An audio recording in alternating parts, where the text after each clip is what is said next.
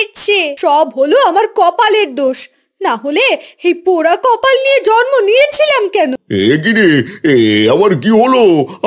আমার কোমরটা বুঝি গেল রে, জনমের শিক্ষা হয়েছে।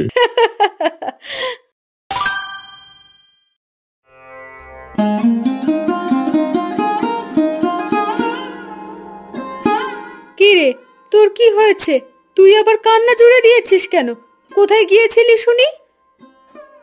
মা, ও মা, আমরা কি এবার শীতেও কোনো নেমন্তন্ন পাবো না?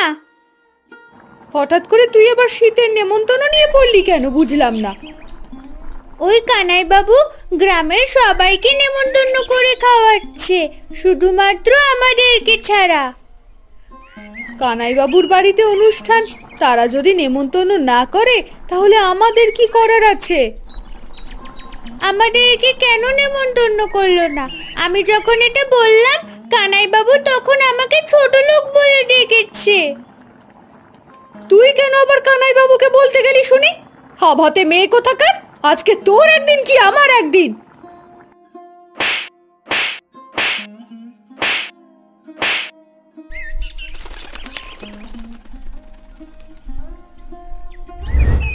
গোপালের পরিবার হতদরিদ্র হওয়াতে তাকে কখনোই গ্রামের কেউ নেমন্তন্ন করে না।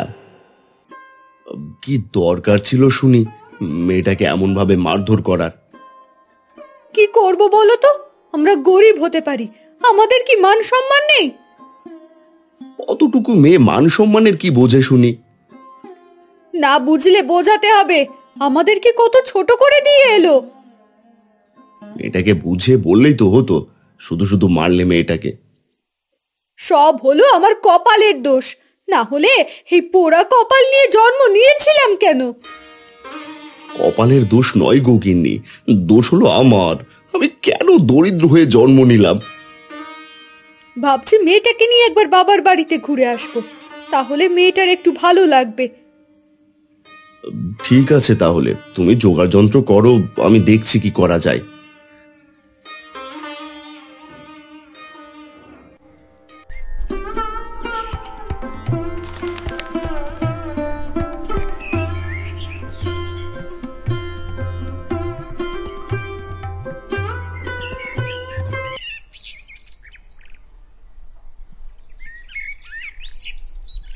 কি গো গোপাল, হঠাৎ করে আমার দ্বার প্রান্তে এলে যে? আমার একটু সাহায্যের প্রয়োজন ছিল, তাই আপনার কাছে আসতে বাধ্য হলাম। যাক, ভালোই হলো। আচ্ছা বলো বলো, তোমার কি সাহায্যের প্রয়োজন? বলো দেখি কিভাবে তোমাকে সাহায্য করতে পারি। ভাবছিলাম একটু শ্বশুর বাড়ির দিকে যাব, আমার কিছু টাকা দরকার। তাহলে তুমি এসেছো টাকা ধার চাইতে, তাই তো? হ্যাঁ গো বাবু, কিছু টাকা খুব প্রয়োজন। শ্বশুর বাড়ি যেতে গেলে দুধ, রস, গুড় কিনে নিয়ে যেতে হবে তো। টাকা ধার আমি দিতে পারি, তবে কবে ফেরত দেবে সেটা আগে বলো। আমার ধার টাকা নিয়ে আপনাকে চিন্তা করতে হবে না, সময় মতো ফেরত ঠিক দিয়ে দেব। ঠিক আছে, তাহলে টাকা নিয়ে যাও আর সময় মতো ফেরত দিয়ে দিও। কানাইবাবুর থেকে ধার টাকা নিয়ে গোপাল বাজার থেকে সমস্ত জিনিসপত্র কিনে আনে।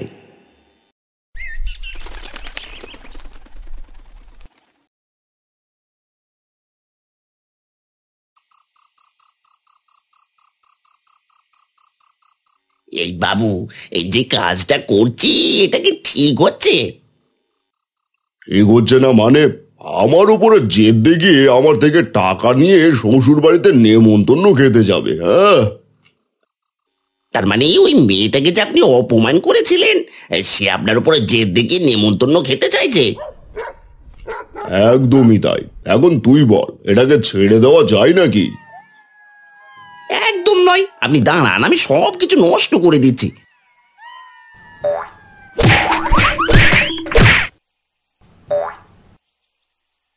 চল চল, এখন আর এখানে দাঁড়িয়ে থাকাটা ঠিক হবে না। কেউ যদি দেখে ফেলে ব্যাপারটা ভালো হবে না, বুঝলি? চলুন চলুন চলুন বাবু, এখানে দাঁড়িয়ে থাকার আর কোনো মানেই হয় না, আমাদের কাজ শেষ। এবার দেখি কিভাবে গোপাল নেমন্তন্ন খেতে যায়।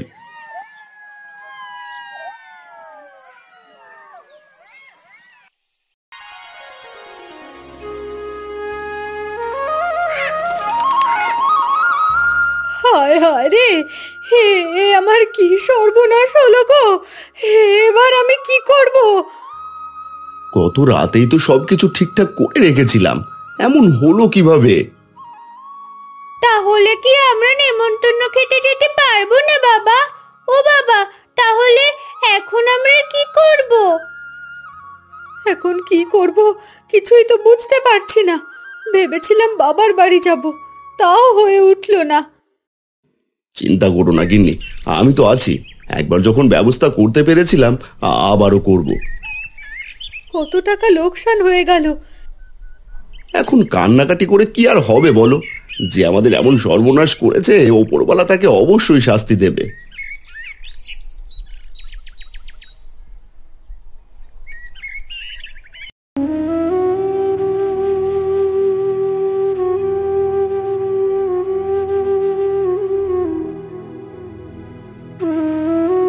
কি গো গোপাল, তোমার না আজকে নেমন্তন্ন খেতে যাওয়ার কথা? নেমন্তন্ন খেতে যাব কিভাবে বাবু? আমার যে সমস্ত জিনিসপত্র নষ্ট হয়ে গেছে। নষ্ট হয়ে গেছে মানে? কে আবার নষ্ট করলো? তাহলে তোমরা নেমন্তন্ন যেতে পারবে না। নেমন্তন্নই তো যেতে হবেই। এটাকে যে কথা দিয়েছি, আপনি আমাকে আর কিছু টাকা ধার দিন না। বা আমি বলি কি, তোমার মতো গরিবদের জন্য এসব নেমন্তন্ন কিছুই না। এসব ভূত মাথা থেকে তাড়িয়ে দাও। এভাবে বলছেন কেন বাবু? আমরা গরিব বলে কি মানুষ নই? শোনো গোপাল দাদা, মানুষ হলেও গরিবদের এত শখ আহ্লাদ থাকতে নেই, বুঝেছো? শোনো পাগল ছেলের কথা, গরিব হয়ে আবার নেমন্তন্ন খেতে এসেছে। কানাইবাবুর ব্যবহারে গোপাল বেশ ভালোভাবেই বুঝতে পারে তার জিনিসপত্র কারা নষ্ট করেছে।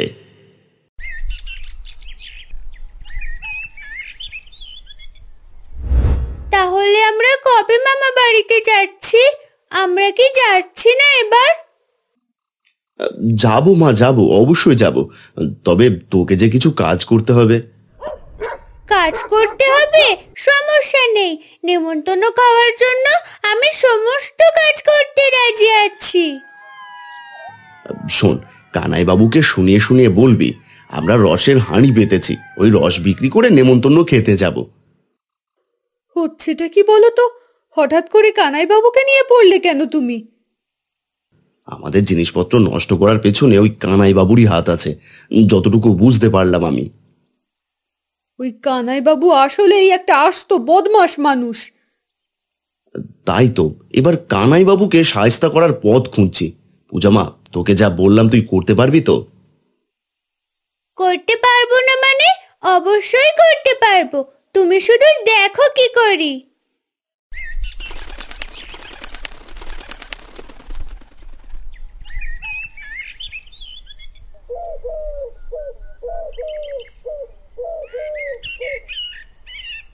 কিরে পিচ্চি, কোথায় যাওয়া হচ্ছে?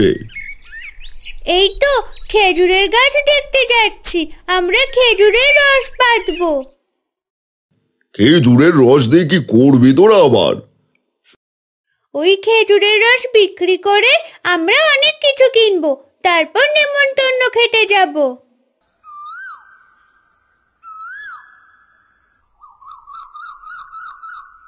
শুনলি তো নবীন, আজকে রাতে ওদের এই উদ্দেশ্য নষ্ট করতে হবে। আমি সব কিছুই বুঝতে পারছি বাবু, চিন্তা করবেন না, আমি এখনই সব খোঁজ নিচ্ছি। খোঁজ খবর নিয়ে আমাকে জানা। আজকে রাতে ওদের রসের হাঁড়ি ফুটো করে দেবো একদম।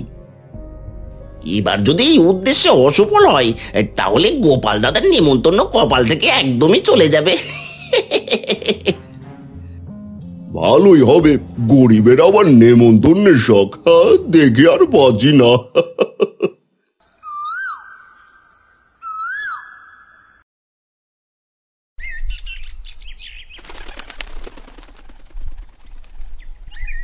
বিকেলবেলা গোপাল সবগুলো খেজুর গাছেই আঠা মেখে দেয়।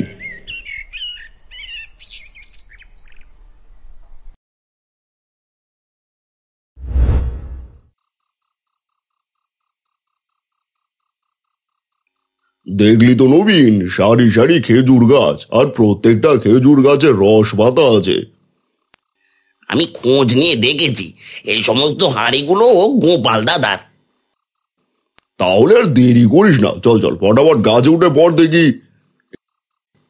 আমি বলি কি বাবু, আপনি আর আমি দুজনে মিলে এই কাজটা করি, বুঝলেন? তাহলে তাড়াতাড়ি হয়ে যাবে। ঠিক আছে, তাহলে তাই কর। কানাইবাবু ও নবীন গাছে উঠলে গোপালের দেওয়া আঠায় দুজনে আটকে যায়। ছাড়াতে গিয়ে নিচে ধপাস করে পড়ে যায়। এ কি রে, আমার কি হলো? আমার কোমরটা বুঝি গেল রে। এই আমারও কোমরটা বুঝি ভেঙে গেল, আমার হাত পা নাড়াতে পারছি না গো বাবু।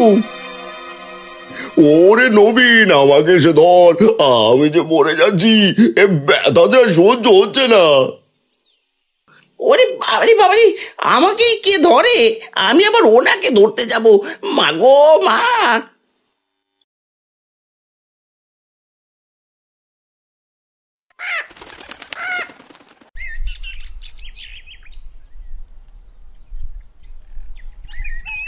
জানো তো গিন্নি, মাত্রই দেখে এলাম কানাইবাবু আর ওর চামচার অবস্থা খারাপ হয়ে গেছে। তার মানে আমাদের পরিকল্পনা সফল হয়েছে, তাই তো? কি মজা, কি মজা! একদম ঠিক হয়েছে। আমরা গরিব বলে সব সময় ওই লোকটা আমাদেরকে অপমান করে। এবার একদম এমন শাস্তি পেয়েছে না, আর কোনোদিন অপমান করার কথা মুখেও আনবে না। বাবা, ওনাদের অবস্থা কি খুব বেশি খারাপ? আমার না দেখতে ইচ্ছে করছে। দেখতে ইচ্ছে করছে তো যাবি, গ্রামের সবাই তো দেখতে যাচ্ছে। তাহলে চল না, আমারও খুব দেখতে ইচ্ছে করছে। এক হাঁড়ি রস নিয়ে তাকে দেখতে যাই। যেতে যখন চাইছো তাহলে চলো।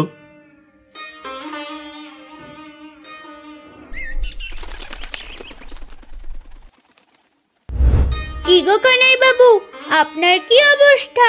হাত পা সব ঠিকঠাক আছে তো? সব কিছুই তোমার চালাকি, তাই তো? আমি সবটাই বুঝতে পেরেছি। কখনো কখনো সবকিছু বুঝেও মুখ বন্ধ করে সহ্য করতে হয়, আমরাও করেছি। তাহলে তোমরা এখানে আবার আমার কাছে এসেছো কেন? গ্রামের সবাই তো আপনাকে দেখতে আসছে, আমরা এসেছি বলে কি দোষ হয়ে গেল? দেখুন, আমরা রস নিয়ে এসেছি। আরে, রস খেতে উঠেও রস খেতে পারলো না, তাই তো? রস নিয়ে চলে এলাম বাবু। আমাকে নিয়ে হাসি ঠাট্টা, আমিও বুঝিয়ে দেব, সময় আসুক।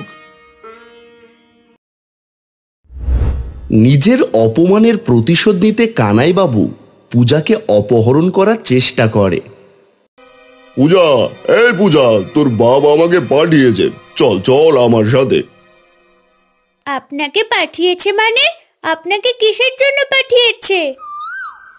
তোরা নেমন্তন্ন খেতে যাবি না? আমার কাছে টাকা আছে, সেই টাকা নিতে পাঠিয়েছে, চল। কিন্তু বাবা আমাকে কিছুই বলেনি, তাই আমি কোথাও যেতে পারবো না। আপনি এখান থেকে চলে যান। যাবি না মানে? যেতে তো তোকে হবে, চল চল চল বলছি। আমি তো বলছি আমি যাব না, আপনারা আমাকে জোর করছেন কেন? কে কোথায় আছো? বাঁচাও আমাকে! হঠাৎ করে এই গরুর গাড়ির আবার কি হলো? ও টাকাটা কি করছে কেন? এখনো বুঝতে পারছো না? তোমাদের গায়ে লাল জামা আছে, তাই গরু খেপে গেছে। বাঁচতে চাইলে পালাও। মাগো মা, আবারও আমি গেলাম গো, বারবার আমি কেন বিপদে পড়ি?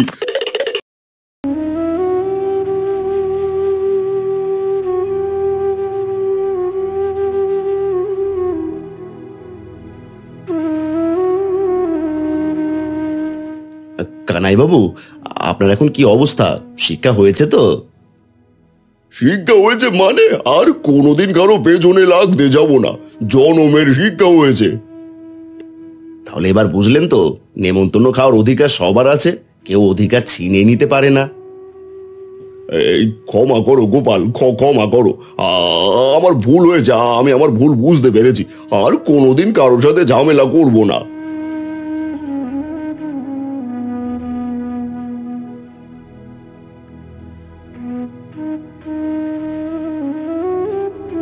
বাবা, এবার আমরা নেমন্তন্ন খেতে যাই। শীতের দিনে নেমন্তন্ন খাওয়ার মজাই আলাদা। তাও আবার তোর মামার বাড়ির নেমন্তন্ন। কথায় আছে না, মামার বাড়ির রসের হাড়ি।